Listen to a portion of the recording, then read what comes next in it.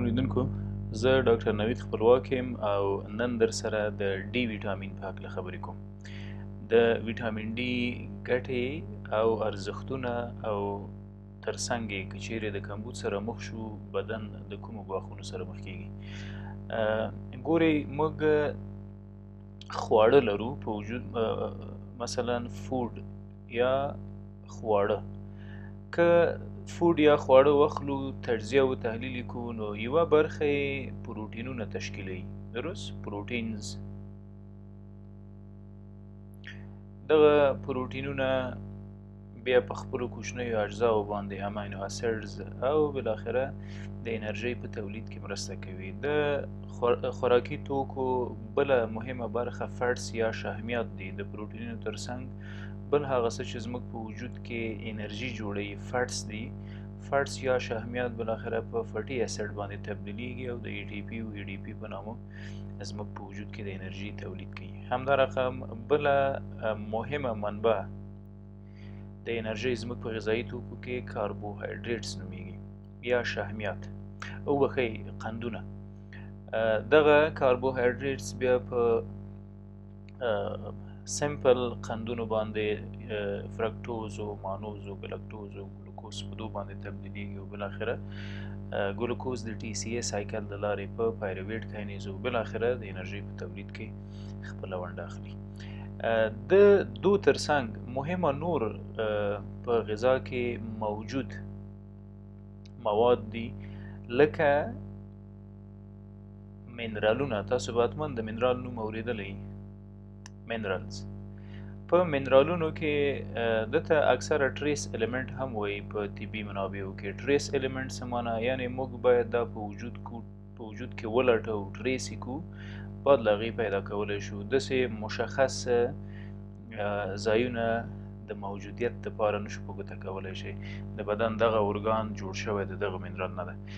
په منرالونو کې مهمه منرالونه په بدن کې سوډیم ده، همدارقم پوټاسیم ده، همدارقم کلسیم ده او د زنک منرال چې د بدن په مختلفو وظایفو کې ډیره مهمه دنده ترسره کوي. بله برخه یې په غذایي توکو کې چې لرو هغه اوبه دي، سمپلی واټر. که څه هم دغه درې مواد چې اوس مو ذکر کړل لکه منرال، اوبه او درېیمې وایټامینز دي، چې نن په یوه غږیږو نو بهتره ده چې یو ځل دا ویټامین وپېژنو چې له کومه ځایه راځي او څه ده بالاخره. ګورئ موږ په غذایي توکو کې خواړه په نظر کې نیسو. څه لرو؟ پروټینونه لرو، وظیفه یې د انرژۍ تولید ده. فټس یا شحمیات لرو، وظیفه یې د انرژۍ تولید ده. کاربوهایډریټس یا قندونه لرو چې دوی بالاخره انرژي تولیدوي. شته ځینې غذایي توکي چې هغه انرژي نه تولیدوي یا انرژي نشي تولید کولی. ولې؟ بغیر د هغو نه نشي کولی پروټین او فټس او کاربوهایډریټ انرژي تولید کړي. مثلا له اوبو پرته قطعي ممکنه نه ده چې پروټینونه دې تجزیه شي او په خپلو کوچنیو اجزاو یا امینو اسید دې تبدیل شي. همدارقم له اوبو پرته فټي اسید له شحمیاتو نشي مشتق کېدلی. ښه، دا نو د یو بل لپاره لازم و ملزوم دي. همدارقم په غذایي توکو کې موږ لرو وایټامینز. وایټامینونه هغه مهم مواد دي چې د دو په نشتون کې د بدن مختلفې سیمې، مختلف غړي خپل وظایف سرته نه رسوي. په مجموع کې موږ دوه ډوله ویټامینونه لرو. یو هغه ویټامینونه چې په اوبو کې حل کیږي، واټر سالبل،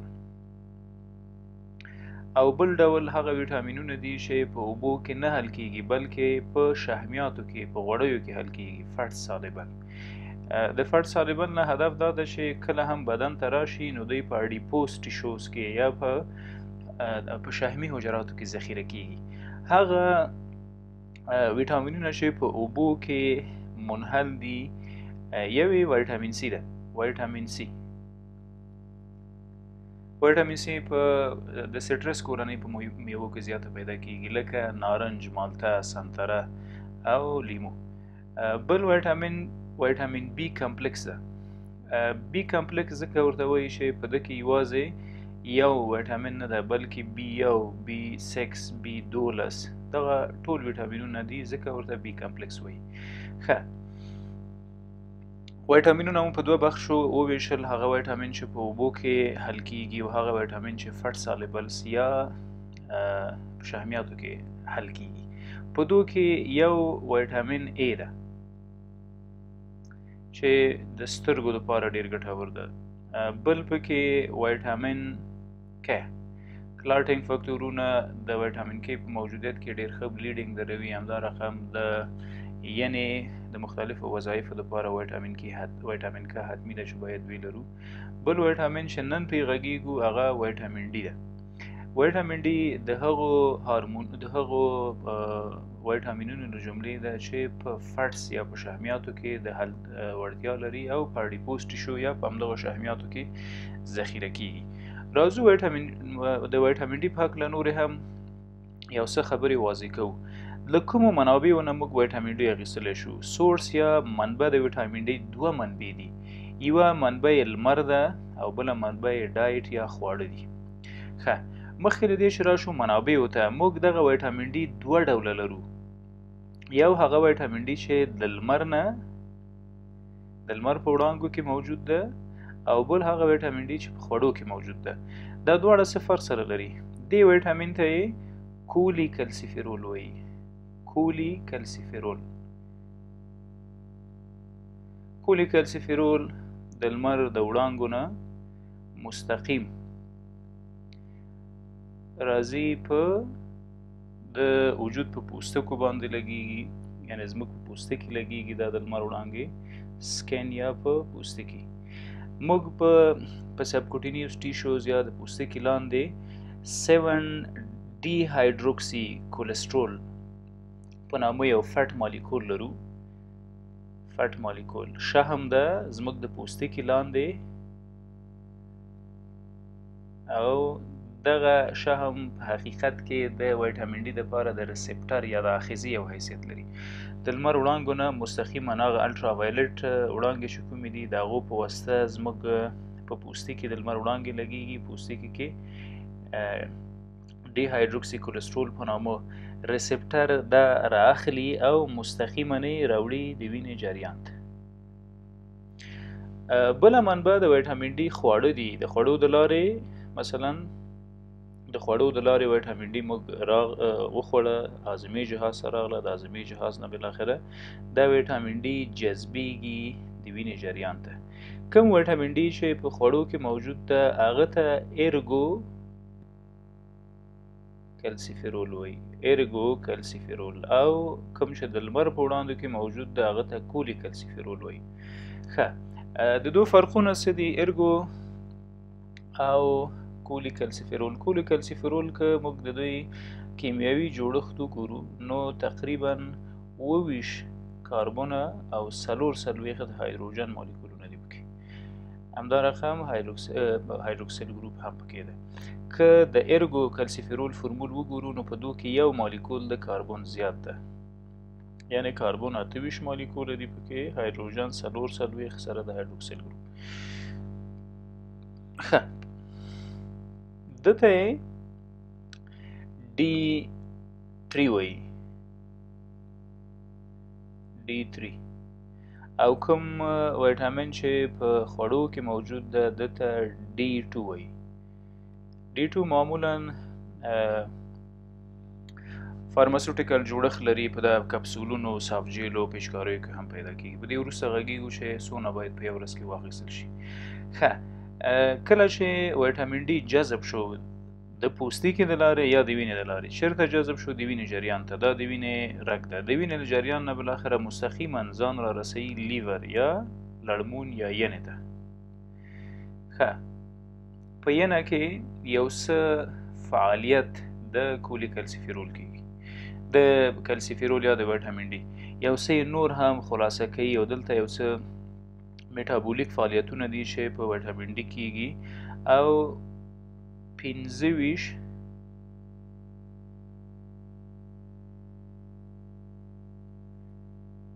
ډای هایدرو بخي کولی کلسیفیرول.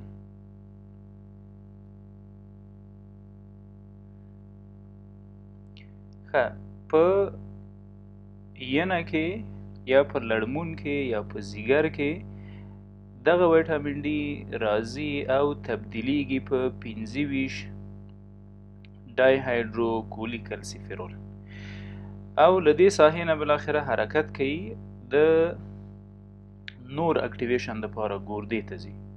ګرده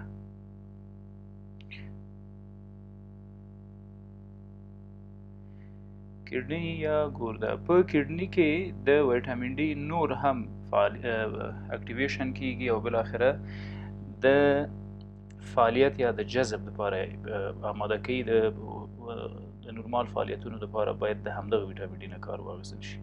کله چې د ینې کار خلاص شو ګردې ته ویټامین ډي راغی په ګرده کې ویټامین ډي تبدیلیږي څه شي ته 1 او 25 ډای هایدرو کولیکلسیفیرول.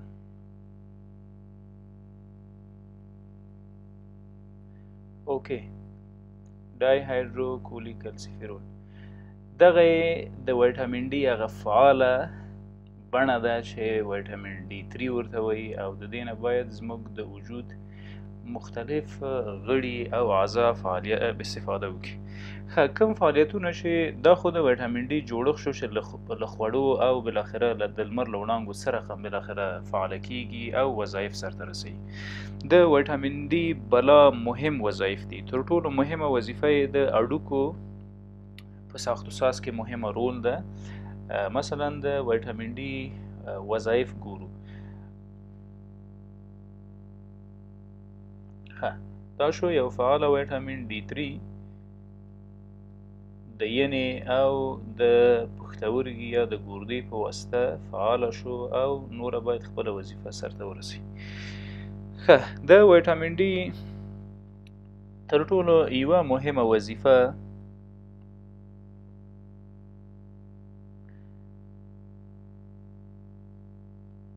بون منرالایزیشن ده. بون منرالایزیشن یا د هډوکو په تقویه او په منرالایزیشن کې د ویټامین ډي رول ډیر مهمه ده. همدا رقم په وجود کې د کلسیم او د فاسفیټ د لیول په ساتلو کې ویټامین ډي ډیر مهمه رول لري. د هډوکو ترڅنګ د ویټامین ډي بله مهمه وظیفه د پیراتایرویډ هارمون د PTH زموږ په غاړه کې داسې یوه غده ده د تایراید په نامه باندې. تایراید لاندې له تایراید قصبة الریه ده چې هوا انتقالوي. د تایراید شاته یوه کوچنۍ غده ده د پاراتایراید په نامه او پاراتایراید هارمون جوړوي. ویټامین ډي دغه پاراتایراید هارمون کموي چې د کلسیم فرار په وجود کې مطرح نه وي. د دې ترڅنګ بله مهمه وظیفه د ویټامین ډي څه ده؟ لیفت وینټریکولر هایپرټرافي.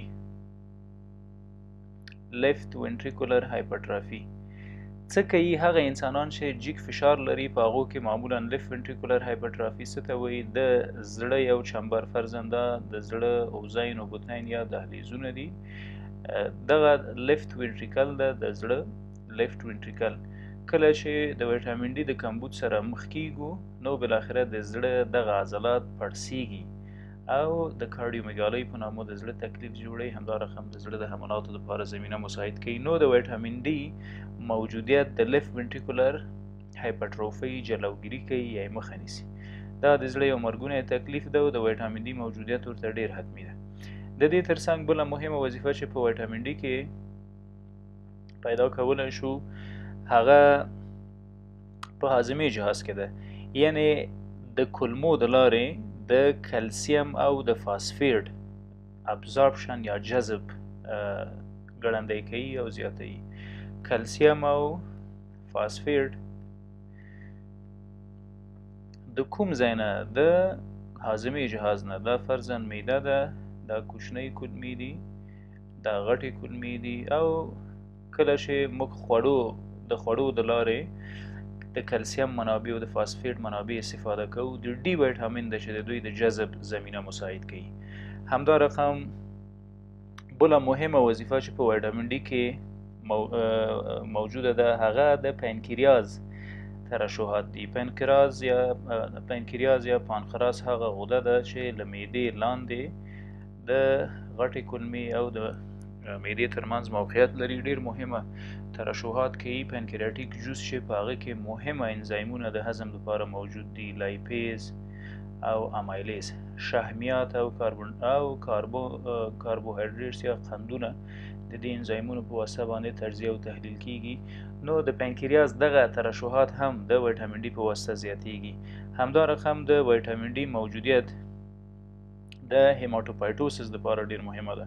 هیماتوپایټوسس څه ته وایي؟ د وینې جوړښت ته وایي. یعنې د هیماتوپایټوسس د وینې د حجراتو د ساختوساز یا د جوړښت پروسه ده چې دا په هډوکو کیږي او پرته د کوم قید و شرط د هډوکو په جوړښت کې ویټامین ډي مهمه رول لري. د دغو ټولو ترڅنګ یو څه چې د ویټامین ډي په هکله ډیر مهمه دي هغه د ویټامین ډي ونډه په دفاعي سیستم کې ده. ګورې موږ د یو ژوندي انسان په حیث یو ډیر قوي او ډیر ځیرک او حساس دفاعي سیستم لرو، امیونټي.